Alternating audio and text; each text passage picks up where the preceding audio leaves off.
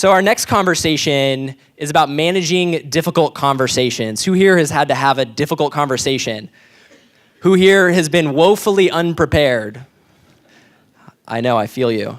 So we have an incredible keynote in Sarah Clatterbuck, who's going to be coming up and sharing some insights. And so to get you acquainted with Sarah, she joined Google in 2018 as the director of engineering.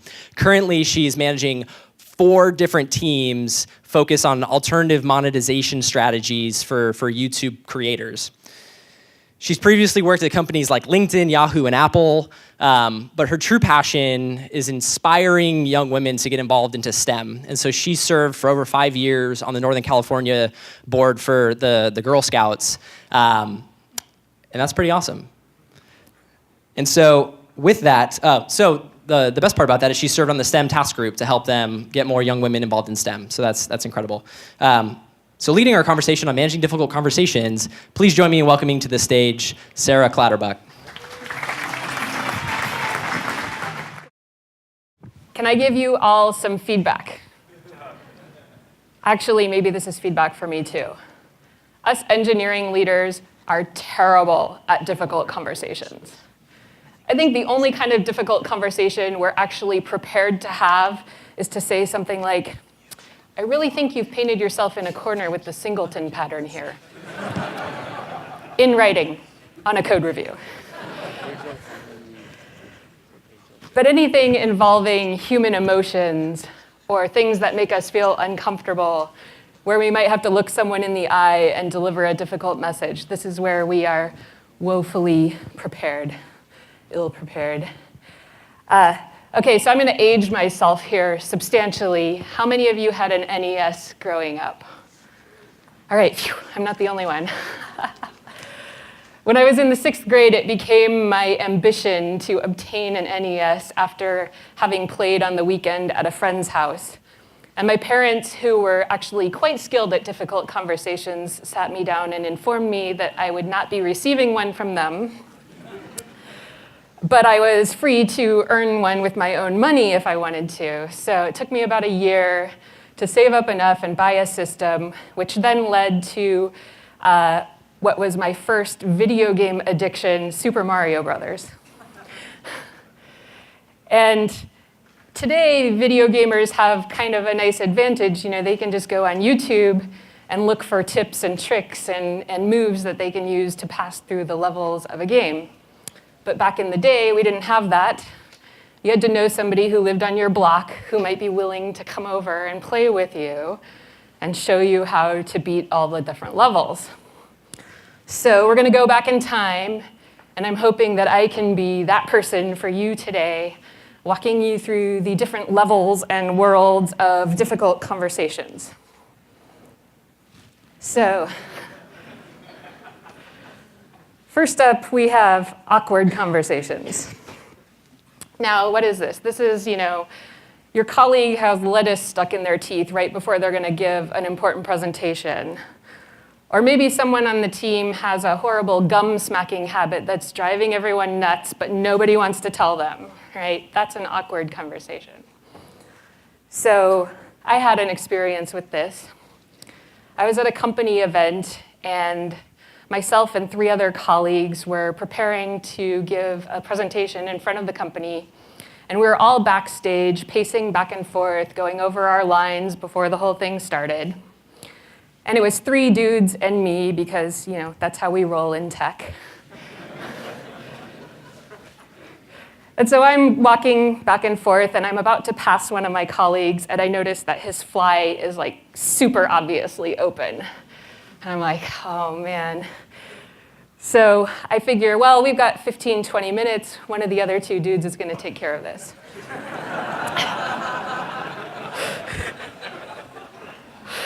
But no. We get to 2 minutes till go time, and we're still in the same situation. So I'm like, okay, I'm going to have the awkward conversation here. So the next time we pass each other doing our pacing bit, I kind of lean in and quietly say, hey man, your fly is down. Crisis averted. He didn't have to go in front of the company that way. But basically, Every gamer will tell you that there's self-talk that you have to do in addition to knowing the moves to get through the level. So the self-talk that you need to give yourself when you're preparing for an awkward conversation is that your discomfort is less important than your colleague's embarrassment, right? You're going to be saving them from a much bigger discomfort than you're about to have. So that's the self-talk. So what's the script for this? Well, it's really simple. You're just going to tell them. Ideally, you're not going to tell them in front of other people because that would defeat the whole purpose of having the awkward conversation. So you're going to be discreet. And my sort of power up tip here for this level is that you can practice on friends and family. It's a lot less awkward to tell your spouse or your kids or your friends that they have lettuce in their teeth. So do it all the time. Be that person that's going to have that conversation. And this actually wins you a lot of points with your friends because you save them embarrassment.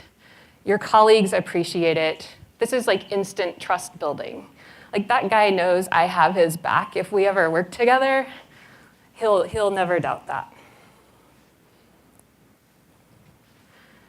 So moving on to level 2, alignment. We get in misalignment a lot in the industry, in companies, in organizations. It's just a natural part of doing business. And misalignment can occur because teams are working on different metrics that all of a sudden start to clash into each other and cause friction. Maybe one team is depending on another for something, but the priorities are misaligned, so the other team's not going to deliver in time for that team to do their work. These are just natural occurrences. And we have to be able to have the conversation when misalignment happens. So there's self-talk here, too, for this type of conversation. The first thing is you need to be able to walk in your colleague's shoes. This is often going to happen with peers, most likely, where you're going to have a misalignment. And you need to be able to phrase the argument from their standpoint, not just from your own standpoint.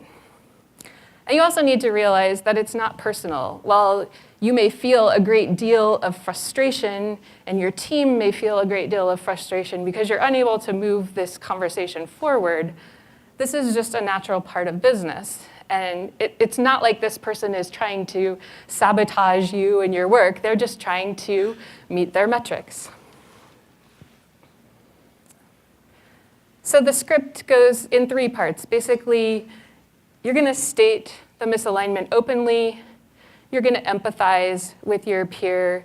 And then maybe you're going to seek to get some input. So it might go something like this. Here's a typical misalignment over technical direction. And I find that it usually helps to state their position first to demonstrate your empathy. So I might go to my colleague and say, hey, you've actually been optimizing on this project for developer ergonomics. And I've been optimizing for performance. And these are different trade-offs, and they're both really important. But they've led us to make different recommendations, and we seem to be at an impasse. What can we do to try to get into alignment? And then you can kind of wrap the conversation up with, hey, if we're unable to reach alignment, maybe we can go together to the next level to get more input on our decision. So that way you're kind of suggesting that it's okay to escalate and get input together if you need it.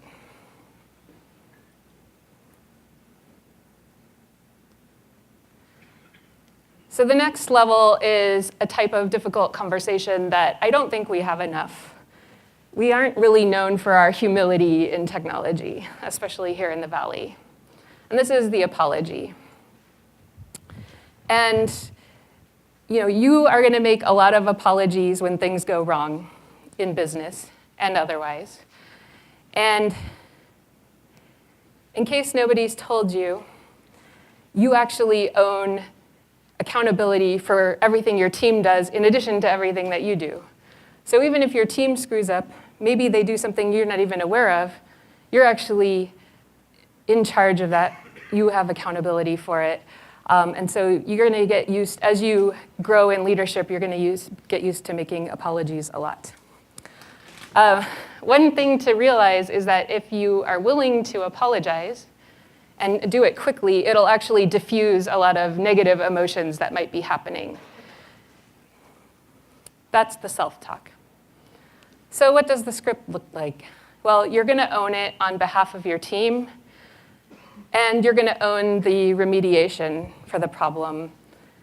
And then we'll talk about a power-up move here. So something like this might happen. Hey, we disabled those integration tests because we thought they were flaky. And now that caused a huge production issue, which has really negatively affected our users. I'm really sorry about the impact to the business. What I'm going to do to make sure that this doesn't happen again is that when our team encounters flaky tests, we're going to fix them right away. So there is a power-up move here, and this is to actually ask for forgiveness. And this power-up is actually reserved for times when you've actually caused personal harm to someone in business. So let's say you're running a team meeting and a microaggression happens at the table, and you as the leader just sit there kind of in stunned silence and let it go by. And then later you realize that actually someone on your team has been hurt by this, and you've caused them harm by not doing anything. This is the type of thing where you can ask for forgiveness. So in that case, you're going to own what you've done or not done in that case, what you're going to do better in the future, and you're going to say, hey, I hope you'll forgive me. Will you forgive me? And that can be incredibly powerful in remedying things that have gone wrong in relationships in business. So now we're to feedback. And I think this is the one where everyone associates difficult conversations. This is where someone in your business, a peer, someone on your team has a behavioral thing that's holding them back, and you'd like to give them feedback. So the self-talk here is that, especially in the US, we are very tempted to do this thing. It's called a shit sandwich. It's basically where you put the feedback between two compliments. I'm happy to report that the Europeans do not suffer from this problem. They go directly to the negative feedback.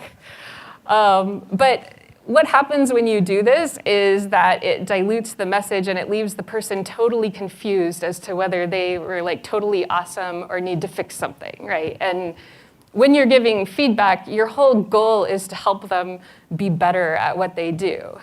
And so you really want to focus the conversation on that feedback that you'd like to give them that will help them improve. And so there's 3 parts to this script. I actually learned these in my very first management course, and they have served me incredibly well.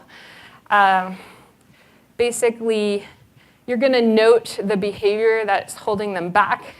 You're going to explain why that behavior is causing an important problem. And you're going to ask them to reflect back the importance of that behavior. And then you're going to let that person actually own the remediation to the problem. So it might go something like this. Hey, I've noticed that you're often off by an order of magnitude on your estimates. And as we all are at one point in our careers. But the latest time this happened, it actually delayed our launch of the new app. And we had to cancel all of our PR. And it means that the company has to maintain the old app longer. Do you understand why this is so important that we were off by so dramatically?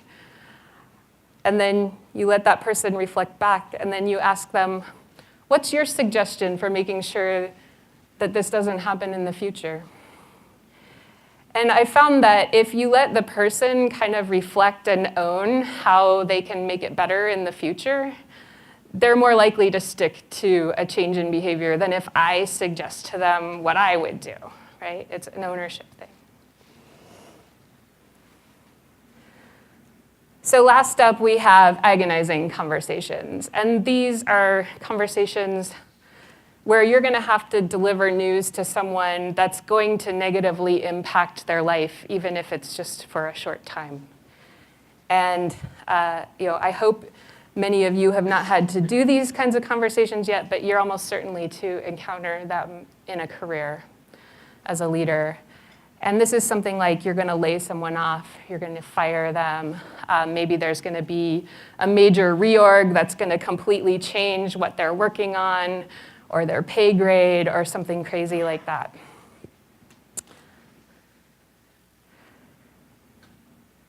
So the big thing here in terms of self-talk is to really empathize. And I think most of us have faced something like or another in our careers. If you haven't, congratulations. I hope things stay that way. But you probably also know someone who's been affected by one of these situations. And you can kind of feel those feelings that you had for someone close to you or that you had yourself before you have this talk. And then the script is going to go as follows.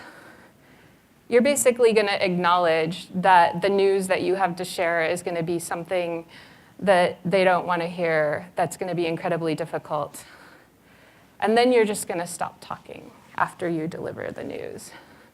And you're just going to let the person respond how they respond. And I think listening is very underrated as a conversation skill. But give space for the person to react to maybe they're going to be silent, maybe they're going to be angry, maybe they're going to be sad. You don't know. And then once they've had time to process, you're going to offer to help, and you're going to mean it. So I have a happy story coming from an agonizing conversation in my past. Basically, I had a big reorg going on, and I didn't know exactly how the reorg was going to come out, but I knew that several of the folks on my team, that the roles that they had were not really going to be the same anymore. And one person in particular had a role that just wasn't going to exist in the new organization. And so I had to deliver this news, and fortunately, we had the luxury of time where I could deliver the news and offer to help and actually extend that help over a period of weeks. And it turned out that in talking with the engineer, we felt that a change of ladder might be interesting. There might be another ladder where they could really apply their skills. And so I was able to go to leaders in the organization on that ladder and say why I thought this engineer would be amazing in that role, and would they be willing to mentor the engineer. And so when the whole reorg went down, that's the transition that took place. And I'm really happy to report that the engineer has actually achieved at least one promotion since switching ladders in that transition. So these things can come out well in the end if you offer to help and you mean it. So I hope I've given you some tools to rescue Princess Toadstool and save the Mushroom Kingdom, or maybe just to survive the different levels of difficult conversations. Thank you.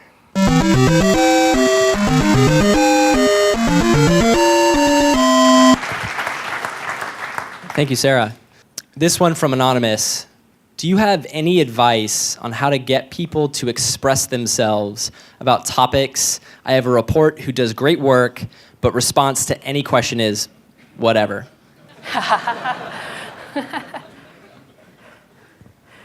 So one of the things that I've suggested for people who aren't able to express themselves, and a lot of us are introverted as engineers, is to start writing. So that was actually something I didn't mention in the asking for forgiveness. Like if you're not comfortable doing that face-to-face, sometimes you can do it in writing.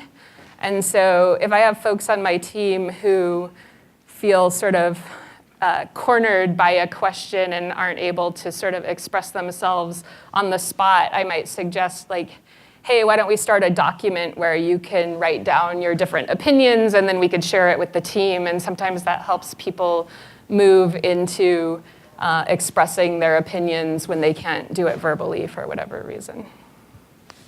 Wonderful, thank you. Another question from Anonymous. How do you talk to somebody who's a step 4, who doesn't admit to any faults, passes blame to others, or does not admit that there is any performance problem? Yeah, this might be a power-up. So I was actually doing this talk for a friend last night, and she asked me the same question. I think it's basically, repeat yourself at least 3 times first. So if the person hasn't heard you in the first conversation, make sure to have that same conversation at least 3 times, because sometimes repetition will stick. And then if it doesn't, sometimes it can help to bring other opinions to the table so that that person knows that you're not alone in that opinion, but maybe there are others who have the same feedback to share with them. So more of like an intervention style of feedback. That's what I would recommend starting with. Thank you. That's all the time we have for Q&A. Let's give Sarah a huge round of applause. Thank you.